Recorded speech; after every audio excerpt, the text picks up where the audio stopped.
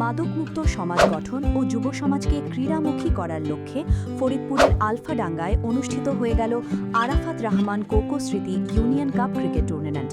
মাদককে বলি না, এসো সবাই খেলি প্রতিপাদ্যে আয়োজিত এই টুর্নামেন্টের ফাইনাল ম্যাচে টগরবন্দ ইউনিয়নকে হারিয়ে চ্যাম্পিয়ন হওয়ার গৌরব অর্জন করেছে বানা ইউনিয়ন ক্রিকেট টিম।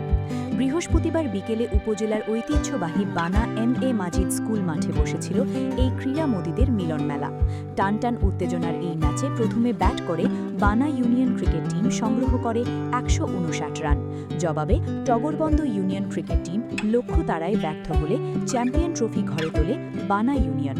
খেলা শেষে জমকালো আয়োজনে বিজয়ীদের হাতে ট্রফি তুলে দেন অতিথিবৃন্দ। অনুষ্ঠানে বিশেষ অতিথির বক্তব্যে উপজেলা পরিষদের ভাইস চেয়ারম্যান পদপ্রার্থী অ্যাডভোকেট হেমায়েত হোসেন বলেন, মাদক একটি পরিবার, সমাজ ও রাষ্ট্রকে ধ্বংস করে দেয়। যুব সমাজকে আলোর পথে ফেরাতে খেলাধুলার কোনো বিকল্প নেই। আজকের এই খেলায় বানা ইউনিয়ন জয়লাভ করেছে এবং তাদেরকে আমি স্বাগত জানাই, এবং টগরবন্দ যারা রানার্স আপ হয়েছেন তাদেরকেও আমি স্বাগত জানাই।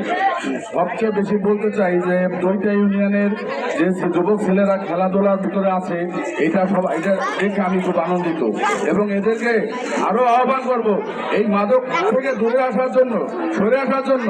এই তোমরা এই অনবরত খেলায় মেতে থাকো, এবং এই খেলাধুলার ভিতরে থাকলে অনেক ছেলে মেয়ে তোমরা এই মাদক থেকে সরে আসতে পারবে, এই আহ্বান করবো। সমাজ সচেতনতামূলক যেসব কর্মসূচি, মাদকের বিরুদ্ধে যেসব কর্মসূচি গ্রহণ করবেন, ইনশাআল্লাহ আমরা সকলে আমাদের প্রান্তীয় নেতা খন্দকার নাসিরুল ইসলাম ভাইয়ের পক্ষ থেকে এবং আলফাডাঙ্গা উপজেলা বিএনপি ছাত্রদল, যুবদল, স্বেচ্ছাসেবক দলের পক্ষ থেকে এবং আমি আমার ব্যক্তিগত পক্ষ থেকে সবসময় আপনাদের পাশে থাকবো।